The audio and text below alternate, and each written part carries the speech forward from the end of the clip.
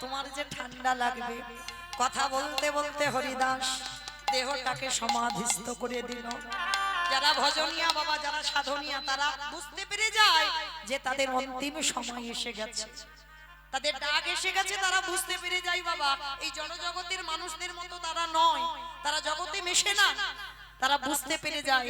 তো হরিদাসী যখন সমাধিস্থ হয়ে গেল কথা বলতে বলতে, কিন্তু প্রতিজ্ঞা করেছিল, ওগো গৌরাখে,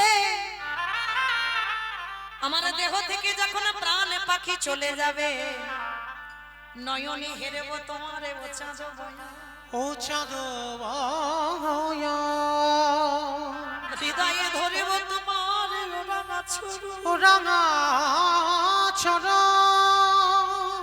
বদনে বলব তোমার নাম সংকীর্তন। গৌরী হে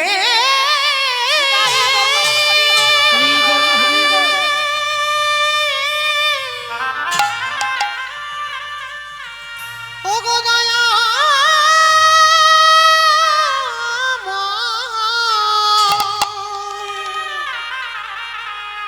আমার এই হৃদয়ে তোমার চরণ জড়ায়ে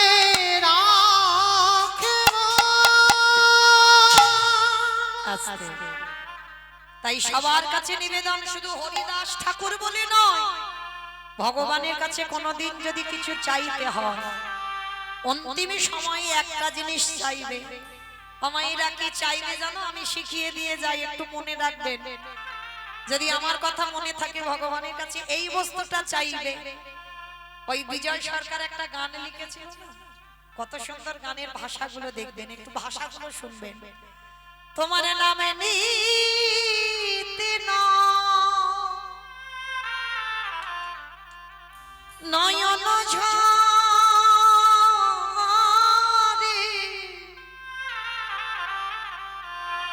প্রেম বন্যা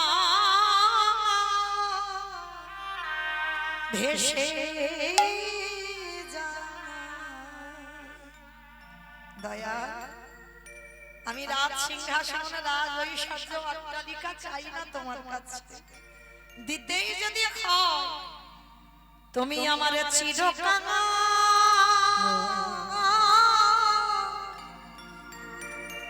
করে দাও, করে দাও ধরা। তোমার নামে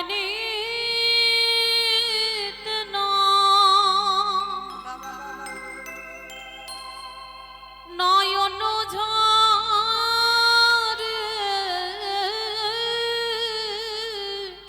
ভগবানের কাছে চাইবেন সারা জীবন আমি কাঙাল যেন থাকি। প্রেম বন্য ভেসে যায়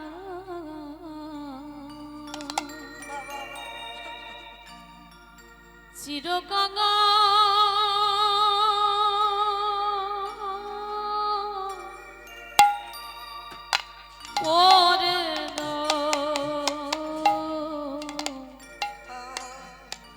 করে দাও এই পরের লাইনগুলো একটু শুনবেন, পরের ভাষাগুলো। আবার যদি আমি আসি দয়া, এ ভব সংসারে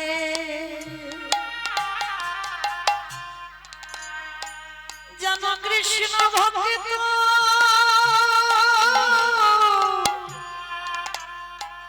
মায়ের ঘরে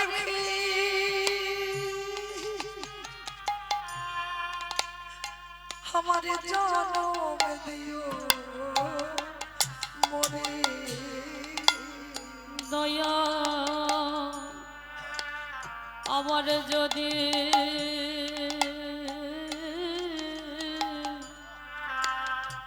আসি দয়া,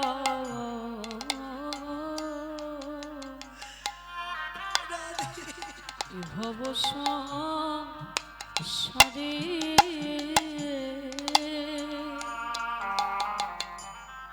যেন কৃষ্ণ ভক্ত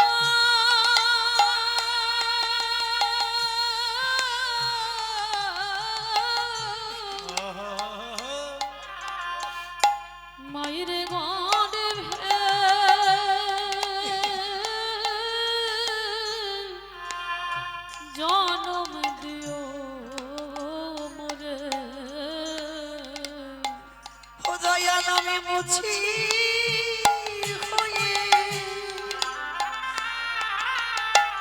দয়াল আমি সচি দয়ালে মুচি হয়ে নিতাই গৌর হরি বল হরি বল।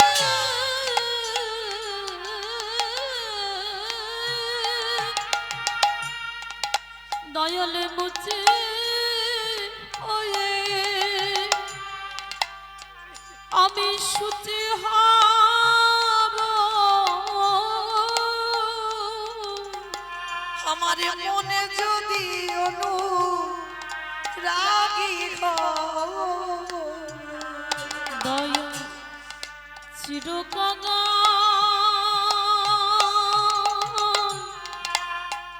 ওরে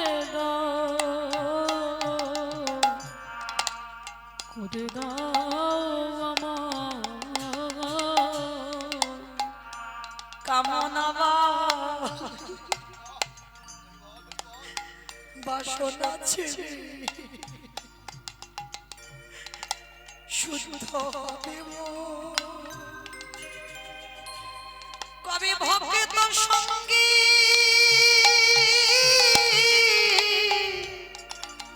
আমি প্রেমে তরঙ্গী যাব মধুর বৃন্দাবন। দয়ালে নিতাই গৌর হরি বল।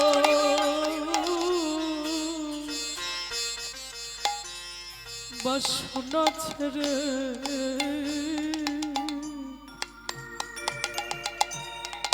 শুদ্ধ হবে কবে ভক্ত সঙ্গী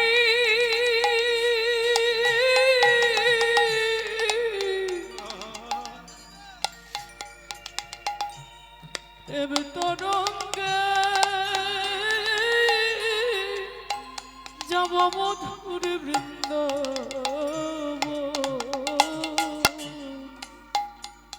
আমি ব্রজ গোপী সঙ্গে মিশে আমি ব্রজগতি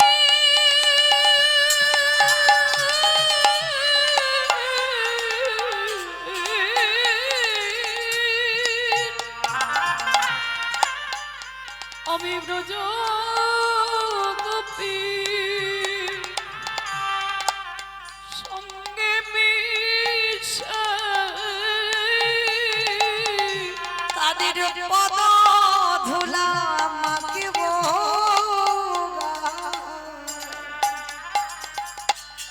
চিরকাঙা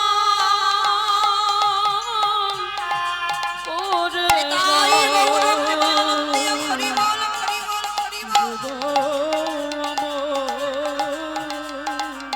দয়ালি গুরু গো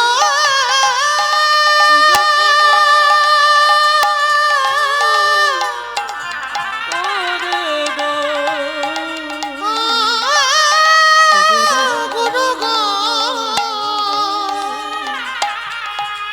দয়ালি গুরু গো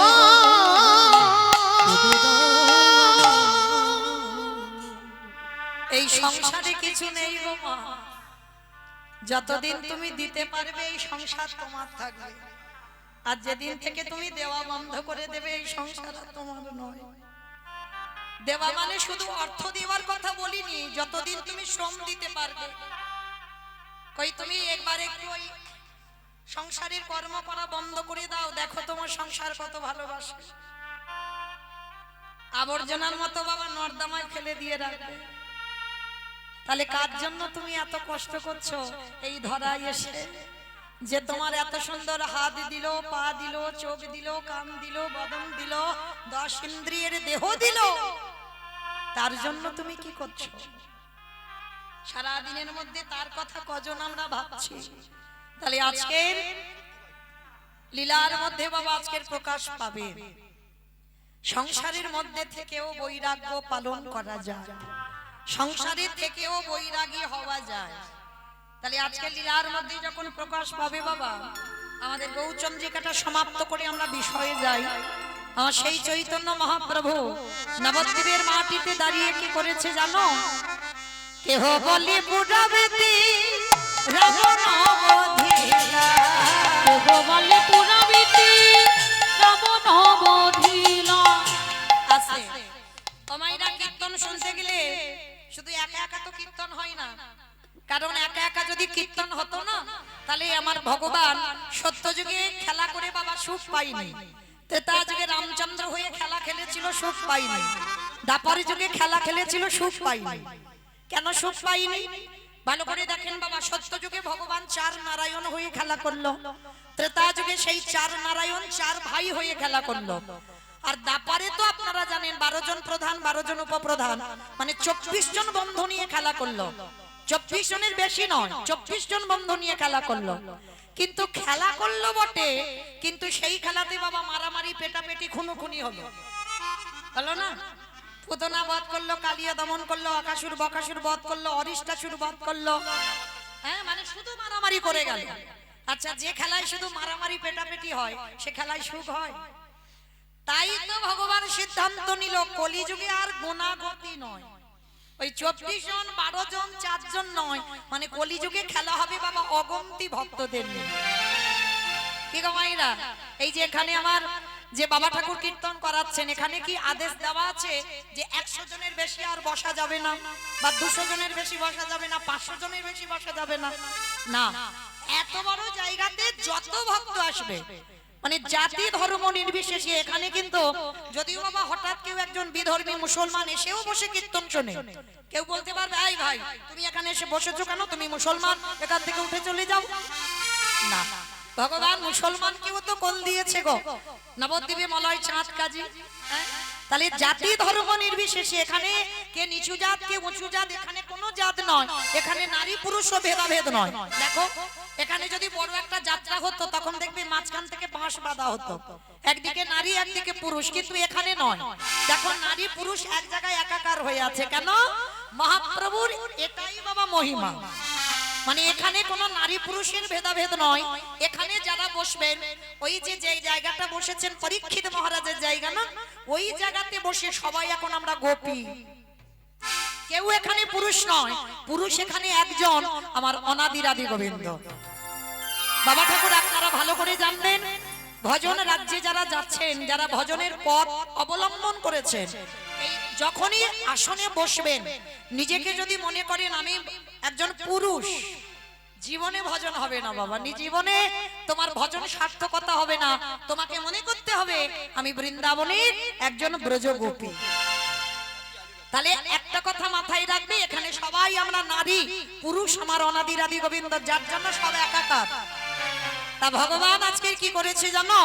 বৃন্দাবনের খেলা ছিল মাঠে দৌড়া দৌড়ি, বৃন্দাবনের খেলা ছিল মাঠে দৌড়া দৌড়ি, বৃন্দাবনের খেলা ছিল। বাবা উলু কই? দাবে কুলু ধরি।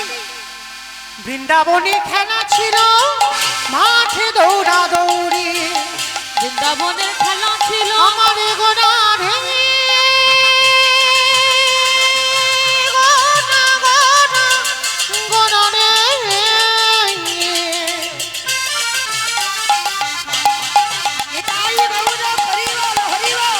গোটা গোটা গোটা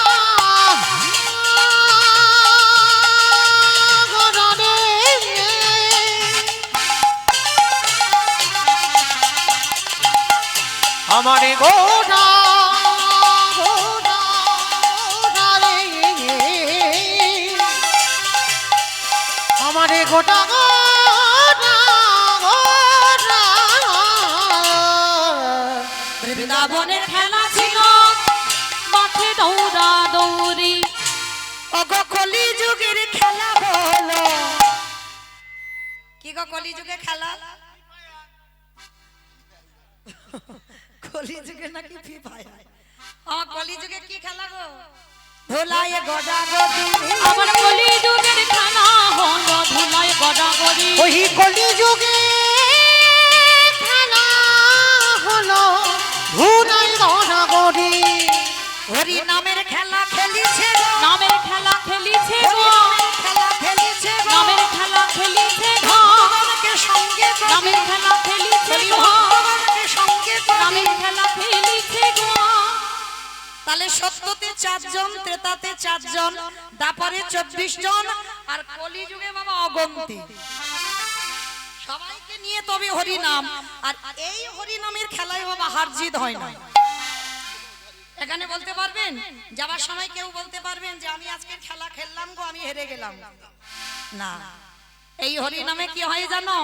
বলি সবাই যেতে, বলে সবাই যেতে, বলি দেখো দেখো সবাই যেতে, বলে সবাই যেতে, বলি হরি নামের খেলাতে, আজ সবাই যেতে, বলি এই হরি নামের খেলাতে। দেখো সবাই যেতে। ও মাইরা, শুধু হার জিত নয়, সবাই তো যেতে বটে, আরো কি করে জানো? এই খেলায়, আবার এই খেলায় আরেকটা বিশেষত্ব আছে। সে খেলার নিয়মটা কেমন জানো? বলি দেখো দেখো ওই পিতা ধরে পুত্রের পায়ে, খেলায় সবাই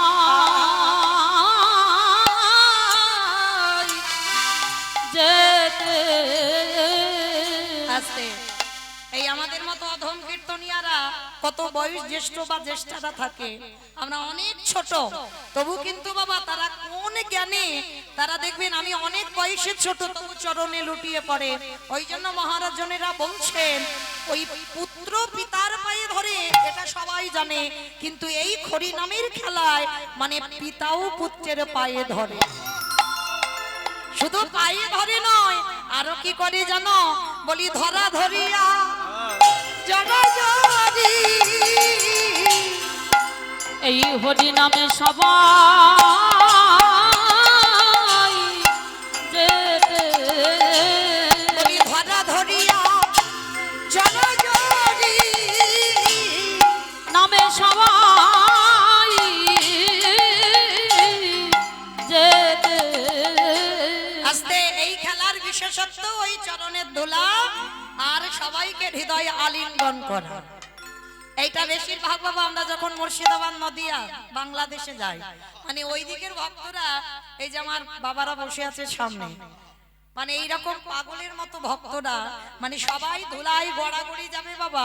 এই ভক্ত যখন এই জড়াজড়ি আর ধরাধরি না, এই সব লীলাগুলো যখন হয়, তো যাই হোক, আমার সেই চৈতন্য মহাপ্রভু সুরধনী গঙ্গার তীরে দাঁড়িয়ে কেহ বলে পুরাবিতি রাবণ বধিলা, কেহ বলে পুরাবিতি। আমার তাহলে আমি একা তো নয়, আজকের খেলা আমি একা বলছি না, আর এই খেলায় আমার এই সম্প্রদায়রা শুধু নয়, সবাই একসঙ্গে খেলছি। তাহলে উলু কই? কেহ বলে পুরাবিতি রাবণ বধিলা, কেহ বলে পুরাবিতি আমার গোনারি, গোনা গোনা গোনা গোনারি।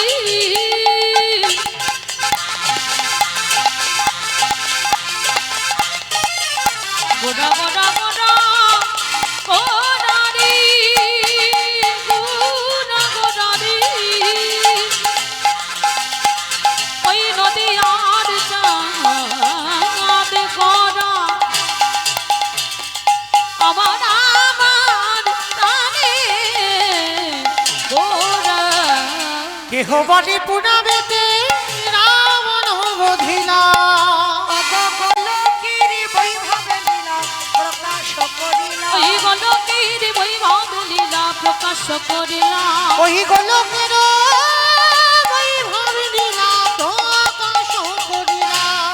শ্রী রাধারে ভাবে রে গোদায় অবতার, শ্রীরাধার ভাবে রে গোরা অবতার। আরে শ্রীরাধারি ভাবে এবে গৌরায় অবতার, ওই শ্রীরাধারে ভাবে রে গোরা অবতার।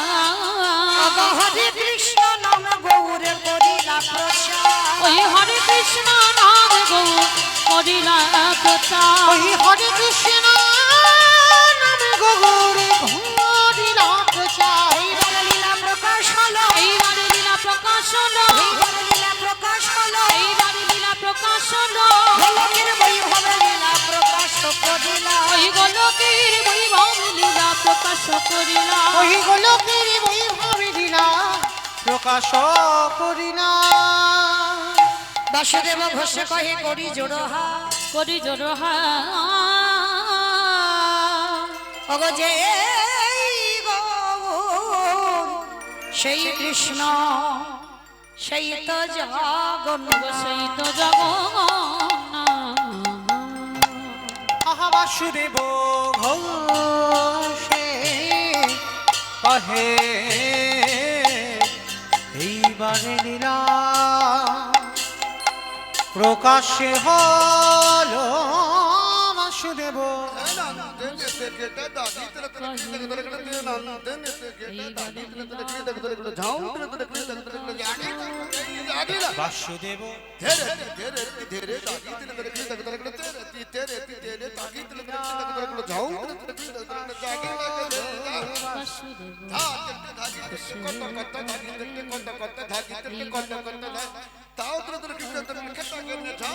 বাসুদেব বসে কহে এইবার লীলা প্রকাশ হলো। বাসুদেব ঘোষে কহে এবার লীলা প্রকাশ হলো। আরে বাসুদেব বসে কহে এইবার লীলা প্রকাশ হলো। বাসুদেব ঘোষে কহে এইবার লীলার প্রকাশ হলো রে।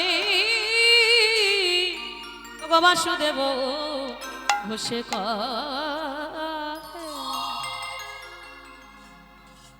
যদি তাই চলুন এবার আমরা সবাই যাবো মধুমাসী ধাম, বৃন্দাবন ধাম। এতক্ষণ যখন রইলাম নবদ্বীপ, একবার সবাই মিলে বলো গৌর সুন্দরে কি জয়। নবদ্বীপ ধামে কি ধ্বনিটা হলো কি জয়। বিজয় বিজয়।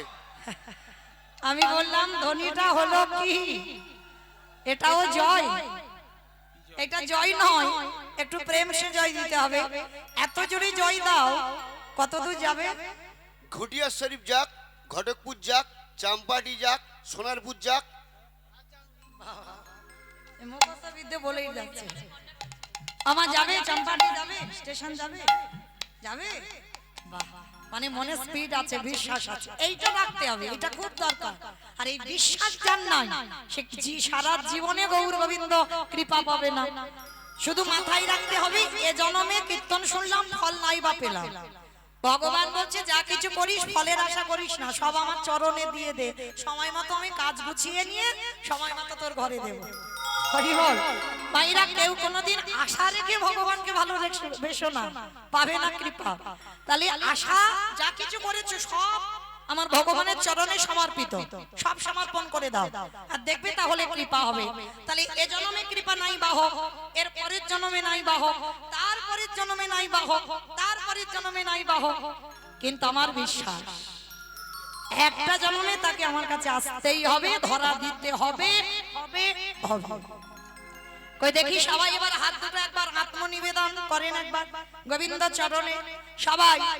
কই যারা যেসব দাদা ভাইরা দাঁড়িয়ে আছো সবাই এইদিকে, আমার দাদা ভাই যারা সবাই একসঙ্গে।